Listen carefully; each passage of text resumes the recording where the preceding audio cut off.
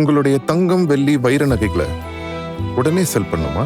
நம்பிக்கையான நிறுவனம் Max Gold. Call 04445454545. Max Gold, cash for gold. Vijay cycle ஓட்டினார் இல்லைங்களா? அந்த சைக்கிள் ஓட்டினது அவ்வளோ பெரிய விஷயமாயிடுச்சு. அது விஷயமாயிடுச்சுன்னா அந்த சைக்கிள் கொடுத்தவங்க ஒரு பேட்டி கொடுத்துருக்காங்க. அவர் தளபதி ஓட்டினது எங்கள் சைக்கிள் தாங்க அப்படின்ற அளவுக்கு அவங்க கொடுத்து திடீர்னு சைக்கிள் வேணும்னு சொன்னாங்க. அப்புறமா கொஞ்சம் அவர் ஹைட்டாக இருப்பார், அந்த சீட்டெல்லாம் கொஞ்சம் ஏற்றி கொடுங்க அப்படின்னு சொல்லியிருந்தாங்க. அதுக்கப்புறம் அதை டக்குன்னு ஒரு ரகசியமாக வாங்கிட்டு போனாங்க. நாங்கள் நினச்சிக்கிட்டோம் ரைட் ஓன்னு. எங்கள் சைக்கிள் கன்னியாகுமரியிலையும் மற்ற இடங்கள்லையும் அப்படி போனதை பார்த்து எங்களுக்கு பயங்கரமான மகிழ்ச்சி ஆகிடுச்சின்னு சொல்லியிருந்தாங்க. இது சொல்கிறதுக்கான காரணம் என்னென்னா, விஜய் எது பண்ணாலும் அது இன்றைக்கி பயங்கர வைரல் ட்ரெண்டிங்காக மாறிக்கிட்டு இருக்கு. ஆனால் அவர் பேசின ஒரு விஷயம், அவர் சொன்ன திட்டங்கள் அந்த அளவுக்கு மக்களிடம் போய் சேர்ந்துதா அப்படின்ற ஒரு கேள்வி மிக முக்கியமான கேள்வி. ஏன்னா கன்னியாகுமரியில் அவர் சொன்ன அந்த விஷயங்கள், ஏன்னா ஒரு தேர்தல் அறிக்கையோடைய இன்னொரு பகுதி கூட சொல்லலாம். அது இளைஞர்கள் மத்தியில் ஒரு பெரிய வரவேற்பு இருந்தது. இன்னும் வரவேற்பு இருந்துக்கிட்டு இருக்குது. நான் அதில் கொஞ்சம் தான் பேசியிருந்தேன். அதுக்கே அவ்வளோ கமெண்ட்ஸ் வந்திருந்தது. ஆனால் மெயின் ஸ்ட்ரீம் மீடியாவில் அதை ஏன் அவ்வளோவா எடுத்து போடலன்னு தெரியல. பட் சோஷியல் மீடியாவில் இன்ஸ்டா மாதிரியான இதுவில் பயங்கர வைரல் பண்ணிகிட்டு இருந்தாங்க. ரொம்ப என்ன சொல்கிறாரு, எனக்கு ஒரு ஆட்சி அமைக்கிறதுக்கான ஒரு வாய்ப்பு கொடுங்க, இந்த அரசாங்கமே ஒரு செயற்கை நுண்ணறிவு கண்ட்ரோலில் அந்த அரசாங்கத்தை கொண்டு வந்துடலாம். நீங்கள் லஞ்ச லாவண்யம், இடைத்தரகர்கள் இதற்கான வேலையே கிடையாதுங்க. நீங்கள் 10 பைசா யாரும் கை நீட்டிங்க வாங்க முடியாத அளவுக்கு நாங்கள் பண்ணிடுவோம் அப்படின்னு. இதெல்லாம் சாத்தியமாப்பா? இதெல்லாம் காலகாலமாக இது நடந்து வருது தானே. இப்போ கூட தான் ஆன்லைனில் அப்ளை பண்ணலாம், ஆன்லைனில் ஒரு சேவை இருக்குது அப்படின்னா அது சரியான விதத்தில் நடக்கிறதா அப்படின்ற ஒரு கேள்வி இருக்குது. நீங்கள் பிடிச்சிட்டு அந்த ஆன்லைனில் அப்ளை பண்ணிவிட்டு அது ப்ராசஸிங் ஆகிறதுக்கே அவ்வளோ லேட் ஆகுது. அந்தளவுக்கு மக்களுக்கு பொறுமையெல்லாம் கிடையாது. அப்படியாவது குறுக்கோயிலில் போய் வாங்கிடுவோம்பான்னு சரி ஆன்லைனில் போய் ஒரு இடத்துல நிற்கும் பொழுது அங்கு விலை பேசப்படுகிறது. அது தெரிஞ்சவங்களுக்கு தெரியும். இப்போ இவர் என்னன்றாரு, ஏஐ கண்ட்ரோலுங்க. நீங்கள் மேலை நாடுகள், குறிப்பாக அமெரிக்க மாதிரியான நாடுகளில் இதுதான் நடக்குது. நீங்கள் அங்கே இந்த இடைத்தரகர்களுக்கான விஷயம், இந்த டேபிள் கடியில் கையை நீட்டுறது எதுவுமே கிடையாதுங்க. ஓப்பனான ஒரு விஷயம், உங்கள் உள்ளங்கையிலேயே எல்லாமே இருக்கும். அரசாங்கம் எப்படி நடக்குது, நீங்கள் அரசாங்கத்துக்கிட்ட கேள்வி கேட்கலாம். அரசாங்க திட்டங்கள் எப்படியெல்லாம் நடந்துக்கிட்டு இருக்கு, இது மொத்தத்தையும் நீங்கள் டிரான்ஸ்பரன்சியாக அதை தெரிஞ்சுக்கலாம். திரும்ப இது தமிழ்நாட்டுக்கு சாத்தியமா அப்படின்னா, ஒரு முறை கொடுத்து தான் பாருங்களேன் வாய்ப்பை, சாத்தியமா இல்லையான்னு நாங்கள் பண்ணி காமிக்கிறோம் அப்படின்னு. நான் திரும்ப சொல்கிறேன், நான் இதை பெருமைக்காகவோ அல்லது தாவேக்காக புகழ்ந்து பேசணும் எனக்கு ஒன்றும் கிடையாது. தாவேக்காகவோ எனக்கும் ஒன்றும் சம்மந்தமே கிடையாது. சொல்லணும்ன்ற அவசியம் கிடையாது. டெக்னாலஜியில் இவங்களை அடிச்சுக்க முடியாதுங்க. நான் திரும்ப சொல்கிறது தான், எக்ஸ் வலைதளத்தில் ஆரம்பிக்கப்பட்ட கட்சின்னு எப்படி கேலி செய்யப்பட்டதோ அதை தாண்டி ஆப் மூலியமாக உறுப்பினர் சேர்க்கலாம் அப்படின்பொழுது படுபயங்கரமாக கேலி செய்யப்பட்டாங்க. ஆனால் அதெல்லாம் தாண்டி டெக்னாலஜியில் விர்ச்சுவல் வாரியர்ஸ் அப்படின்னு அதை கூட சொல்லிட்டு இருக்காங்க. விர்ச்சுவல் வாரியர்ஸ் இவ்வளோ ஸ்ட்ராங்காக இருக்குது பண்ணது, இவங்களா கூட ரெடி பண்ணல, அவங்களா ரெடியானது விஜயோடைய தொண்டர்கள், ரசிகர்கள்லாம். இப்போ விஜய் என்ன சொல்கிறார், அவருடைய திட்டங்கள் அப்படின்றத ஒரு டீட்டெயிலாக ஒரு இதுவாக பார்ப்போம். நம்ம தமிழ்நாடு சிவிலியன் ப்ரிவிலேஜ் கார்டு அப்படின்னு ஒன்றத்தை அறிமுகப்படுத்துகிறார். பொதுவாக அந்த கார்டு அப்படின்னு ஒன்று ஏங்க நம்மக்கிட்ட தான் ஆதார் கார்டு சென்ட்ரல் கவர்மெண்ட் கொடுத்து வச்சுக்கிறாங்க. நீங்கள் ஆதார் கார்டு நம்பரை வச்சா எல்லாத்தையும் உங்கள் ஜாதகத்தையும் எடுத்துடலாம், என்ன வேணாலும் இது பண்ணலாம். ஆதார் கார்டு உண்மையிலே வரவேற்கக்கூடிய ஒரு சிறப்பான இது தான். நீங்கள் மேலை நாடுகள்லாம் ஆதார் கார்டு எப்போ வந்துருச்சு, அது இப்போ வந்திருக்குது, வரவேற்கக்கூடிய ஒரு விஷயம். அதுலேயும் கூட நிறைய விமர்சனங்களாக இருக்குது. நான் 98, 99 காலகட்டங்களில் பேஜர்னு ஒன்று இருக்கும். அந்த பேஜர் தான் செல்ஃபோன் இங்கே வரதுக்கு முன்னாடி. நான் ஒரு ஹாலிவுட் படம் பார்த்தேன். அந்த படத்தை 1975 எடுத்திருக்காங்க. அப்போவே அமெரிக்காவில் பேஜர் வந்துருச்சு. இப்போ எவ்வளோ நாள் கழிச்சு இங்கே வந்திருக்குதியா பேஜர் அப்படின்னு. அப்புறம் செல்ஃபோன் எல்லாம் வந்துருச்சு. இப்போ என்னன்றாங்க, இவர் ஒரு ப்ரிவிலேஜ் கார்டு உங்களுக்கு தரப்படும், அது தமிழ்நாட்டு மக்களுக்கு. அதனால் என்ன பயன் அப்படின்னா, நீங்கள் இதில் ஒரு பர்த் சர்டிஃபிகேட், ஒரு இன்கம் சர்டிஃபிகேட், ஒரு பென்ஷன் சம்மந்தமான விஷயம், அரசு நலத்திட்ட உதவிகள் எப்படி நடக்குது, நம்ம அதுக்கு எலிஜிபிளான ஆளா, மொத்தத்தையும் இதில் இந்த கார்டில் நீங்கள் தெரிஞ்சுக்கலாம். அப்படி எலிஜிபிள்னா நீங்கள் அப்ளை பண்ணிக்கலாம். அது வரலன்னா நீங்கள் கிராஸ் செக் பண்ணி அதை கேட்கலாம். அது சாத்தியம்தான், அது மிகப்பெரிய சாத்தியம். இன்னைக்கு அதை தான் சொல்கிறேன் நான். எதுக்காக ஆப் இருக்குதுங்க. நீங்கள் சாப்பாடு வீடு தேடி வரும்னு யாராவது நினச்சிருப்பாங்களா? உண்மையிலே ஏங்க அப்போல்லாம் வந்து கேரியரில் தாங்க போய் சாப்பாடு வாங்கிட்டு வரணும், பொட்டலங்கட்டியே தர மாட்டாங்க. அதுக்கப்புறம் வந்து பொட்டலங்கட்டி சாப்பாடு கொடுத்தாங்க. கேரை எடுத்து போகணும், சாம்பாருக்கு தனியாக, பொரியலுக்கு தனியாக, இப்படி தான் எடுத்துன்னு போனோம். அதுக்கப்புறம் அந்த கவரில் பொட்டலம் கட்டுறது பெரிய விஷயம். அது இன்னைக்கு சாப்பாடு உங்கள் டோர் வந்து தட்டி இந்தாங்க அப்படின்னு கொடுக்குற அளவுக்கு, என்ன வேணுமோ கொடுக்குற அளவுக்கு இன்றைக்கி மாறி போயிருக்குதுன்னா அது இந்த செயலி மூலிமா தான். அதை தான் நீங்கள் விஜய் சொல்கிறார் வந்து, இந்த செயலி மூலமாக உங்களுக்கு என்ன எலிஜிபிள், நீங்கள் போய் ஒரு இடத்துல போய் ஒரு பர்த் சர்டிஃபிகேட்டுக்காக நிற்க வேணாம், ஒரு டிரைவிங் லைசன்ஸ்க்காக நீங்கள் அப்ளை பண்ணிவிட்டு காத்துன்னு இருக்க வேணாம், அதுக்குள்ளே ஒரு இடைத்தரகர் உள்ள பூந்து இது பண்ண வேணாம். எல்லாமே நீங்கள் இதில் உங்களுக்கு எலிஜிபிளா இல்லையா அதை கூட நீங்கள் செக் பண்ணிக்கலாம். அப்படி எலிஜிபிளா இருக்கிறதுக்கு என்ன வழி அதையும் நீங்கள் பார்த்துக்கலாம். அதுக்கு அடுத்து தான் தமிழ்நாடு வெற்றி சூப்பர் ஆப். இதில் என்னன்னா நீங்கள் வந்து வேலைவாய்ப்பு சம்மந்தமாக நீங்கள் எம்ப்ளாய்மெண்ட்டு எக்ஸ்சேஞ்ச் போக தேவையில்ல. இதுலேயும் நீங்கள் வந்து சர்டிஃபிகேட் வந்து தெரிஞ்சுக்கலாம். உங்களுக்கான நலத்திட்டங்கள் என்னத்தை வந்து நீங்கள் இது பண்ணிக்கலாம். கவர்மெண்ட் கிட்ட என்ன விஷயம் நீங்கள் வந்து கேட்கலாம். அதில் வந்து பல தகவல்கள் வந்து அரசாங்கம் சம்மந்தப்பட்ட தகவல்கள் போட்டுக்கிட்டே இருப்பாங்க. அதை நீங்கள் தெரிஞ்சுக்கலாம்.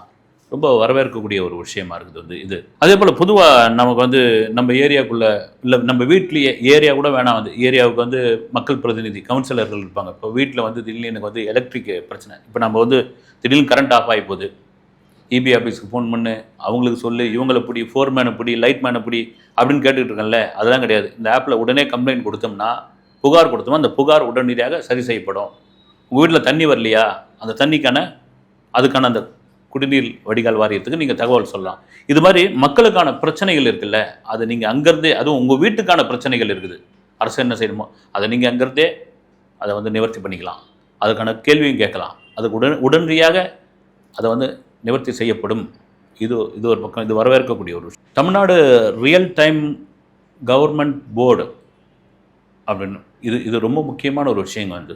இதை நேற்று விஜய் பேசினார், எத்தனை பேர் கவனிச்சிங்கன்னு தெரியல. வந்து பொதுவாக ஒரு பட்ஜெட்டு போடும்போது அந்த பட்ஜெட்டில் இந்த பட்ஜெட்டுக்காக இவ்வளோ ஒதுக்கணும், இவ்வளோ நிதி ஒதுக்கணும், இவ்வளோ செலவாக போகுது, அதுக்கு இவ்வளோ செலவு செஞ்சுருக்குறோம் இப்படியா சொல்கிறாங்களே, அதில் ஒரு டிரான்ஸ்பரன்சி இருக்குதா? மக்கள் யாராவது கேட்டிருக்கீங்களா? இப்போ வந்து பொதுப்பணித்துறைக்கு ஒரு பட்ஜெட் ஒதுக்குறாங்க, ஒரு 6000 கோடி அப்படின்னு உதாரணத்துக்கு சொல்லுவோம். அப்படின்போது 6000 கோடி ஒதுக்குறாங்க, ரைட்டு. அதில் எத்தனை பாலம் கட்டினாங்க, எத்தனை சுரங்கப்பாதை போட்டாங்க, என்ன நடந்தது தெரியல. இப்போ கல்வி நிதிக்காக ஒரு 1000 கோடி ஒதுக்குறாங்க அப்படின்னா எத்தனை பள்ளிக்கூடம் கட்டினாங்க, அந்த பள்ளிக்கூடத்துக்கு என்ன பொருள் வாங்கினாங்க, எத்தனை ஆசிரியர் வந்து அதுக்கு நியமித்தாங்க, கிடையாது. அது நிதி ஒதுக்கப்படுது. ஆனால் விஜய் என்ன சொல்கிறாருன்னா, எங்கள் கவர்மெண்ட் வந்தால் அந்த நிதி ஒதுக்கப்படும், அதற்கான தொகை, அதுக்கு என்ன செலவு செஞ்சாங்கன்னு நீங்கள் வந்து எங்ககிட்ட கேட்க தேவையில்ல. நாங்கள் வந்து அந்த பத்திரிகையிலையும் வந்து அதை விளம்பரப்படுத்தவும் போகிறதில்ல. நீங்கள் அந்த ஆப்பில் போயிட்டு என்ன செலவு அப்படின்ட்டு, எதுக்காக செலவு செய்யப்பட்டது, விலாவரியாக இருக்கும், நீங்கள் பார்த்து தெரிஞ்சுக்கலாம். என்னையா இது வந்து சாத்தியமாயா அப்படின்ற ஒரு கேள்வி இருக்குது. இது மேலை நாடுகளில் இருக்கிறது, அமெரிக்காவில் இருக்கிறது. மிக முக்கியமான ஒரு விஷயம். இதில் என்ன முக்கியமான ஒரு விஷயம் அப்படின்னா, இந்த நுண்ணறிவு, செயற்கை நுண்ணறிவு இருக்குல்ல, அதை மிக சரியாக பயன்படுத்துகிற நாடு வந்து அமெரிக்கா தாங்க. அதை மிக சரியாக அது கொண்டு போய் சேர்த்து இன்னைக்கு இம்ப்ளிமெண்ட் பண்ணிட்டு இருக்கவங்க யாருன்னா இந்தியர்கள் தான். அதுலேயும் அதிகப்படியாக தமிழர்கள் தான். இப்போ அவங்க அறிவெல்லாம் இங்கே பயன்படுத்தலாமே. இப்போ சுந்தர் பிச்சை மாதிரி எத்தனை சுந்தர் பிச்சை நான் உருவாக்க அப்படின்ற மாதிரி தானே விஜய் பேசிகிட்டு இருக்காரு. இப்போ இங்கேருந்து இருந்தாருன்னா இங்கேருந்தவர் தானே அவர், இங்கே தமிழர் தானே. இப்போ நம்மளால் முடியாதான்னா, நம்ம அறிவு தானே வெளிநாட்டில் பயன்படுத்தப்படுகிறது. இப்போ அங்கே முடியும் போது இங்கே முடியாதா அப்படின்னு உண்மைதான். நம்ம திரும்ப சொல்கிறது தான், மறுபடியும் இதில் ஞாபகப்படுத்துகிற ஒரு விஷயம் என்னென்னா, சந்திரபாபு நாயுடு மீது 1000 விமர்சனங்கள் இருந்தால் கூட அவர் ஒருங்கிணைந்த ஆந்திராவாக இருந்த பொழுது ஹைதராபாத்னு ஹைடெக் சிட்டியாக மாற்றி காமிக்கிறேன் போது பல பேர் வந்து சிரிச்சாங்க. இதில் எவ்வளோ அடிக்க போகிறாரோ தெரியல, முதல்ல பண்ணவே முடியாது அப்படின்னாங்க. அப்படி ஒரு ஹைதராபாத் வந்து கச்சன்னு இருக்கிற ஒரு பகுதி வந்து இன்றைக்கி பார்த்தீங்கன்னா அந்த கட்டடங்கள், அந்த ஐடி கம்பெனிகள், ஐடி பீப்புள்ஸு, குறிப்பாக அந்த ஜூப்ளி ஹில்ஸில் இருக்கிற திரைப்பட நகரம், ஜூப்ளி ஹில்ஸில் இருக்கிற அந்த திரை நட்சத்திரங்களுடைய வீடு, இதெல்லாம் பார்த்தீங்கன்னா நீங்கள் அங்கே போனீங்கன்னா ஒரு ஃபாரின் மாதிரி இருக்குங்க. அது ஒரு நகரத்தை உருவாக்கும் போது ஒரு மாநிலத்தை விஜயால் உருவாக்க முடியாதா? ஆட்சிக்கு வந்து கொடுத்ததா பாருங்களேன் அப்படின்ற ஒரு விஷயம். ஏன்னா முடியுமா அப்படின்ற பொழுது சரி ஒரு ட்ரையல் தான் பார்க்கலாமே, கொடுத்து தான் பார்க்கலாமே, செஞ்சு தான் என்ன பண்ணுறாங்க பார்க்கலாமே. ஏன்னா ஒட்டுமொத்தமாக இளைஞர்களுடைய கவனத்தை கவர்ந்திருக்கிற விஜய் அந்த திட்டங்கள் பூராவெல்லாம் இந்த இளைஞர்களுக்கான ஒரு திட்டமாக தான் இருக்குது. வந்து நான் 1000 கொடுப்பேன், 2000 கொடுப்பேன், 3000 கொடுப்பேன், நான் வந்து ஸ்மார்ட் கார்டு கொடுப்பேன், நீ வந்து சூப்பர் மார்க்கெட்டில் போய் அதை வாங்கிக்கலாம், நீ போயிட்டு வந்து ஃப்ரிட்ஜ் வாங்கிக்கலாம், கிரைண்டர் வாங்கிக்கலாம், அதெல்லாம் எதுவுமே சொல்ல. நீங்கள் எதிர்கால திட்டம் இதுதான்ப்பா, 2035க்குள்ள தமிழ்நாடு ஒரு ஃபாரின் மாதிரி ஒரு நாடாக மாறும், அதுக்கு நான் உறுதினு. இன்னொரு முக்கியமான ஒரு விஷயத்தையும் சொல்லியிருக்காரு. மை வெற்றி தமிழ்நாடு .in அப்படின்ற ஒரு வெப்சைட் ஒன்று, இது நிறைய பேர்லாம் கூட கிண்டல் பண்ணிட்டு இருந்தாங்க வந்து தெரிஞ்சவங்க. வந்து என்னன்னா, இந்த அரசாங்கம் எப்படி நடக்குது அப்படின்ட்டு வந்து நீங்கள் மக்கள் வந்து ஐடியா கொடுக்கலாம்.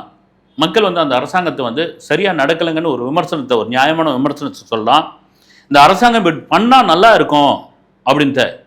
ஏமா இத்தனை கோடி பேர் இருக்காங்க, அத்தனை கோடி பேருக்கு கருத்து சொன்னால் அந்த கருத்தை எப்படி ஏற்றுக்க முடியும்னா அதை செயல்படுத்தலாம். வந்து அதுக்கு தான் இந்த ஏஐ, செயற்கை நுண்ணறிவு. அதுக்கு தான் நீங்கள் வந்து மொத்த பேரும் வந்து ஒரு இதில் போடுங்க அப்படின்னா, இன்றைக்கி ஒரு இது ஒரு புது படம் ரிலீஸ் ஆகுது, ஒரு ஜனநாயகம் மாதிரி படம் ரிலீஸ் ஆகுது. அந்த ஃபஸ்ட் ஷோவுக்கு போயிட்டு ஆன்லைனில் டிக்கெட் புக் பண்ணுறாங்கன்னா ஜாமா தோசை செய்யும் அத்தனை பேரும் போய். ஆனால் இந்த ஏஐ வச்சு நீங்கள் எத்தனை பேரும் வந்து மக்கள் கருத்து சொல்லலாம். சரி, அந்த கருத்தை நீங்கள் எப்படி எடுத்துப்பீங்க? நீங்கள் வந்து அது எப்படி வந்து இம்ப்ளிமெண்ட் பண்ணுவீங்க அப்படின்னா அது முடியும். அது டெக்னாலஜி தானே. நீங்கள் டெக்னாலஜியை மிக சரியாக பயன்படுத்தினால் என்ன வேணாலும் பண்ணலாம் அப்படின்னு தான் இந்த விமர்சனத்துக்கான பதில் இதுதான். சரி, அரசாங்கத்துக்கு ஐடியா வந்து மக்கள் ஆளாளுக்கு ஒவ்வொன்று சொல்லுவான் அப்படின்னு அதெல்லாம் அப்படியே புறம் தள்ளப்படும். எப்போவுமே ஒரு நியாயமான ஒரு விஷயம். ஏன்னா 100 பேரில் கண்டிப்பாக வந்து 50 பேர் வந்து கோக்கு மக்கா தான் இருப்பான், ஆகாதவனாக இருப்பான், கிண்டல் பண்ணுவான். வந்து அதெல்லாம் ஃபில்டர் பண்ணிடலாம். டெக்னாலஜி என்ன வேணாலும் பண்ணலாம். ஆக்கப்பூர்வமான விஷயங்கள் சொல்லும் பொழுது, இல்லை இது திட்டம் சரியில்லைங்க அப்படின்ற அந்த கருத்தை சொல்லும்போது, அது மக்கள் சொல்லும்போது நாங்கள் ஏற்றுப்போம், அதன்படி நாங்கள் நடப்போம் அப்படின்னு அந்த வெப்சைட்டில் நீங்கள் வந்து சொல்லலாம். இது கூட வரவேற்கக்கூடிய ஒரு விஷயம். மக்கள் அரங்க திட்டம், இதை கூட விமர்சனம் பண்ணியிருந்தாங்க. வந்து ஆக்சுவலாக என்னென்னா, நம்ம பொதுவாக மனு கொடுக்கறது தான். மனு கொடுன்னு வாங்கலைங்களா, அது காலகாலமாக இருக்குது. வந்து இன்றைக்கி வரைக்கும் இருக்குது. ஒரு மனு கொடுங்க அப்படின்னு. அந்த மனு எந்த அளவுக்கு அது செயல்படுகிறது, அந்த மனு எந்த அளவுக்கு ஏற்றுக்கொள்ளப்படுகிறது, அந்த மனு எத்தனை பேரை தாண்டி சம்மந்தப்பட்டவர்கள் போகிறது அப்படிலாம் தெரியாது. அது ஒரு காகிதம் தானே. அந்த காகிதம் வந்து அப்படியே தூக்கி அப்படி வச்சுட்டு கூட போகலாம். அந்த மனு டஸ்ட்பின்னு கூட போகலாம். அது எல்லா மனுவையும் சொல்லலை. சில மனுக்கள் பரிசீலிக்கப்படும், அது நிவர்த்தி செய்யப்படும். ஒரு நல்ல அதிகாரி, சிறப்பான ஒரு அதிகாரி. நீங்கள் ஒரு திரைப்படம் மூலமா உதாரணம் சொல்லணும்னா, விஜயகாந்த் நடித்த தமிழ்ச்செல்வன் ஒரு படம். அதில் மாவட்ட ஆட்சியர் நடிச்சிருப்பார். அந்த மனுவை அவ்வளோ ஈஸியாக அவங்க கையாளுவாங்க. அதை கண்டிப்பார்.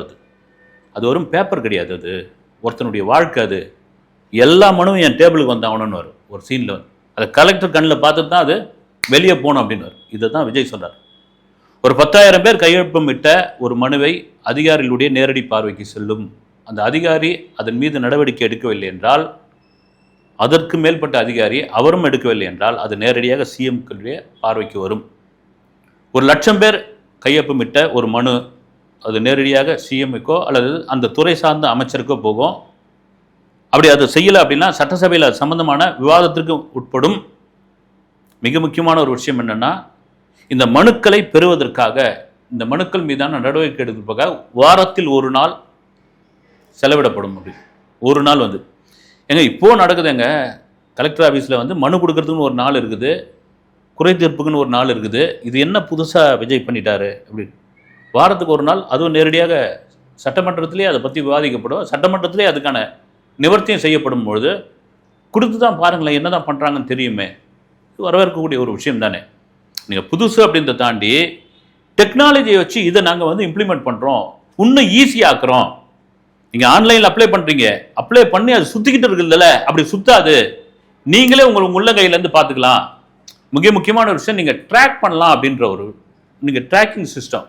இப்போ அமேசான்லேருந்து ஒரு பொருள் வாங்குறீங்க, அது அங்கேருந்து டெல்லியிலேருந்து வருது இல்லது லூதியானாவிலேருந்து வருதுன்னா, நீங்கள் ட்ராக்கிங்லேருந்து பார்க்கலாம் அது எந்த வழியாக வருது, எங்கே நிற்குது, எத்தனை நாளில் வந்து ரீச் ஆகிடும். நம்ம நகரத்தை தாண்டி வந்துடுச்சு, நம்ம தெருவுக்கு வந்து இன்றைக்கி சாயங்காலம் வரும்போது நம்ம வீட்டுக்கிட்ட வந்து அது சம்மந்தப்பட்ட ஆள் வந்துட்டான், ஓடிபி வந்துடும். அதை தான் இவங்க வந்து கொண்டு வராங்க. ஒரு பொருளுக்கே அப்படி இருக்கும் பொழுது, ஒரு திட்டத்துக்கு, ஒரு மக்களுடைய பிரச்சனைக்கு நீங்கள் வந்து ட்ராக் பண்ணி பார்க்கலாம். உங்கள் அப்ளிகேஷன் நீங்கள் ட்ராக் பண்ணி பார்க்கலாம். வரவேற்கக்கூடிய ஒரு விஷயம் தாங்க அது. இதுதான் ரொம்ப முக்கியமான ஒரு விஷயம்.